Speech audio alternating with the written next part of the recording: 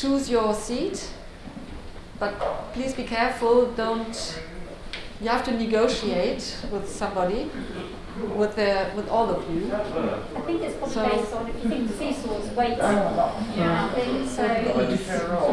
So please find your opposite. Otherwise, I'm judging from appearance. I'm judging from what I see in the mirror. Do you want to maybe try? Shall we try to sit? Yes, and then we'll sit at the same time. Tom's not that one, you can't sit there. Literally next to me. Yes. I think, yes. I can sit in opposite my Polish compatriot. Or next to it. I think you should sit there, and because we're kind of the same size and shape, and Yeah. maybe. Was there a balance? I think so. That's That's what I'm so guessing. exactly be balanced though. Somebody has to Don't you think it be would? as balanced as Maybe you should be sitting opposite Ada then as in balance, and me opposite Thomas. Should we stop playing? But should we just try first? You know what I mean? Just let's try and see. We are just guessing here at the moment. Yeah. All right. Thomas, get your legs over. Get your leg over. Very good. Stand up. Feet on the floor. Actually, that's not too bad. I think. I think I weigh more than you, I don't like this. I don't know. Let's shift around that much. Elevate. Are we stable?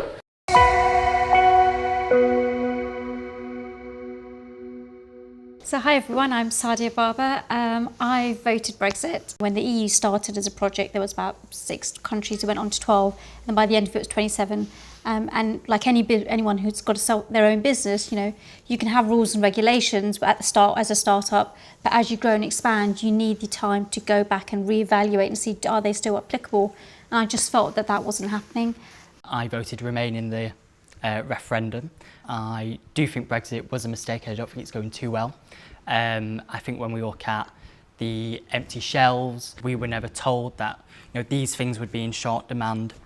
That wasn't part of the kind of Brexit story. It's a philosophical mistake for me to close doors, to erect borders where there used to be none. And this is particularly because I'm from South Asia, which has suffered from the problem of borders. It took me 10 minutes at the polling station to vote for Brexit, even though I'd obviously been campaigning for it with the Daily Express throughout the referendum. But now it would take me 2 seconds to vote for Brexit. Everything I've seen, of course there will be bumps in the road. Change always brings bumps in the road. But for me, the attraction of Brexit was not, as has been portrayed, to throw up borders. It was actually to open up to the rest of the world, and we're seeing that with the trade deals, with reaching out to India, back to places like Australia and New Zealand already, South America. So David, sorry, you were talking about this perceived dichotomy between being in Europe and looking out to the rest of the world. And when you were enumerating the countries that Britain was now reaching out to, there was a telling slip when you said we're looking back to Australia, and you mentioned India. And for me, this is really quite a dangerous way of replicating an imperial vision. Well, I also mentioned Brazil. Those first two already made me understand that there's a subconscious driver of imperialism, the greatness of empire that was once lost. I don't see why relations with Brazil and Chile, etc., cannot continue while remaining part of the EU. Within that mix, to single out the so-called Commonwealth nations, for me, betrays another element in the underlying desire for Brexit, which for me is dangerous. Sorry, can I just step in there? I kind of listened to what David said. I didn't pick up any of the imperialism. It was the fact that actually there were so many restrictions in terms of preference. Your default has to be to Europe, whether it's for kind of employment, whether it's for trade, etc., before you can start going elsewhere. We don't have those infringements now. For starters, I have an Italian connection as well, funnily enough. My wife is Italian. That's one of the reasons it took me 10 minutes to actually work out how I was going to vote. This nonsense, I'm afraid, about saying that we all want to return to the British Empire. The European Union is a fortress. It has a thing called the Customs Union, which stopped us from having trade deals, proper trade deals with other countries. It stopped us from having immigration deals with other countries. People in this country don't want to be part of a conglomeration of nation states with a dictatorial element. I mean, we saw how they treated Greece. We see how they treat the African migrants that are trying to cross the channel. I wouldn't want to be part of an organisation that is like that. And I think with a progressive government, we could have got a more bespoke deal where we could have had an inclusive Brexit where it would have worked for European people and British people, and we can effectively allocate our resources. I don't think it's one or the other. I think both can exist, but I think people are misdirecting their anger at people who have nothing to do with the situation of the UK, and I think that is the problem. David, actually, one of the most attractive aspects of Britain is its soft power. Yeah. As a hard power, it's not on the same level as Americans, for example. As a soft power, it is absolutely universally praised as the most attractive country, starting with the language, starting with its culture, pop culture, music, history, Shakespeare, and so forth. That is a predominant reason why the Germans are so unhappy about Brexit, because they love Britain sometimes more than some of the Brexiteers love their own country. We feel akin to this attractiveness, and we thrive on British things. German television would be nothing without BBC input and other English language programs and so forth. And so it is not the empire which Britain looks back to, it's the sovereign idea. Sovereignty has acquired an importance which is beyond its real value. As I said about China, Germany's trade with China. We are a sovereign nation, although enmeshed in the EU, and we have sovereign economic development with China. Yes, it may be a bit slower than if you do these trade deals for yourself, but it's not prohibiting it. We can be both a member of the EU and develop healthy economic relations. Can I just say that I was noticing that John was looking very depressed in this conversation, and I was wondering what's the... I don't see the value in these. There are so many philosophical. There are so many factual inaccuracies. If you want, you'd take an hour to unpick them all. There was a brief moment around the millennium when I dared to hope that this country was going to start, for the first time, understanding that it's rooted in common values. I also don't respect Remainers who try to convince me that actually it'll all be fine.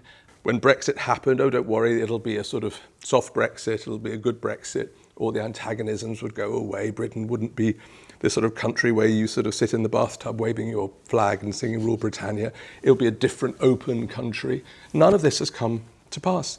But frankly, if that's what people want, I'm part of the older generation, and if that's what you younger generation, because the older generation is much less relevant now, if that's genuinely what you want for your country, where you see French people busking in Portugal, doing graffiti art in Sweden, that's, to me, lovely. That's brilliant. Can I say something? Okay, so I don't understand what really is the problem. I don't think any of those things you've highlighted are going to change, as in, you know, the Britain you described. Okay, so I don't understand what the issue is. Things change and things need to change, don't they? Everybody's talking about their own reality here. I'm homeless. Okay, now I'm homeless. All right, so the fact that we are not in the EU, for me, hopefully, means things were going to get better. Means that hopefully, because, you know, this was this doomsday, that basically they were all going to be leaving on the boats and planes, and they were all going... That's not true.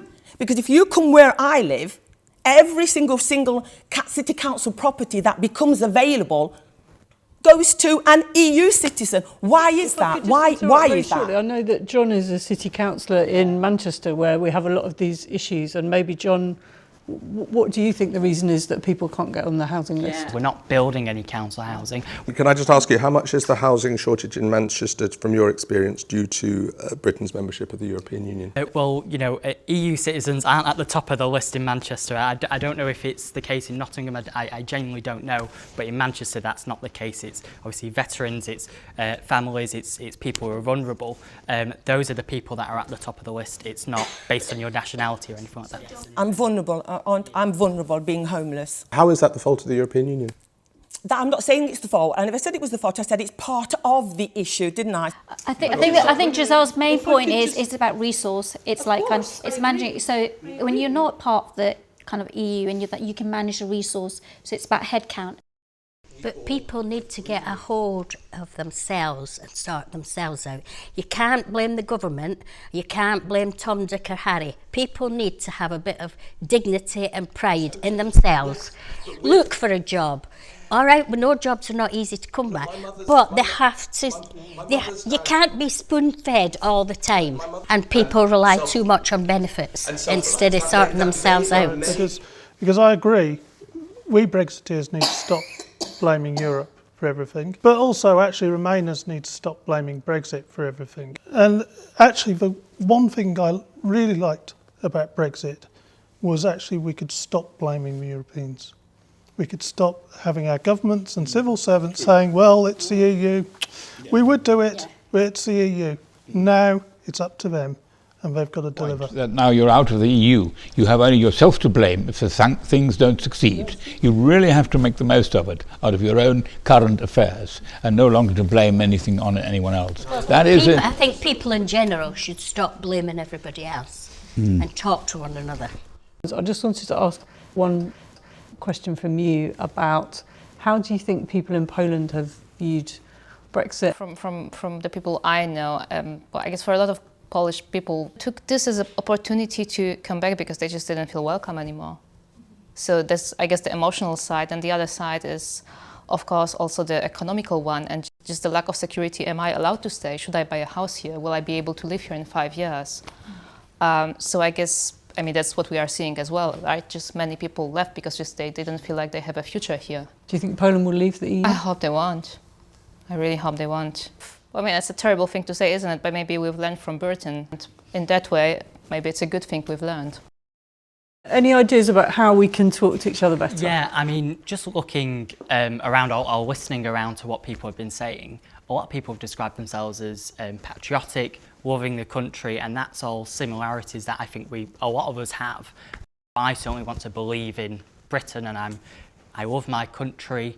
I identify as a Manc Briton and then a European. I certainly will work with every single community, regional, national government to make sure that we succeed as a country. I remember when COVID kicked off, we live in a development in which there is social housing, and we were aware that there were a lot of our neighbours who had been made redundant, didn't have jobs, were really scrambling. So we thought, okay, since we can't do the big parties we do with our families and kind of thing, let's use that funding and actually have a nice Saturday meal. And I put a Facebook post on, just said, look, if anyone could help. And all I was looking was for chefs and cooks to help me do the cooking. And actually I was inundated with so much money that I didn't know what to do with it. And this is from Indians, from English people, from Catholics, from Jews. It showed that when we work together, we work really well. And that is what we have to remember, the things that we have in common. And that is the Britain I want my kids to live in and be proud of, that you can be Pakistani, you can be British, and you can be a European. Just because I'm not in the EU, I'm still part of Europe, and I'm still a citizen that is actively contributing. And that is what we should be proud of, the common human values that we have. We all have to work. We all have to. We all have to get up together. We have to. 1, 2, 3. 1, 2. Oops.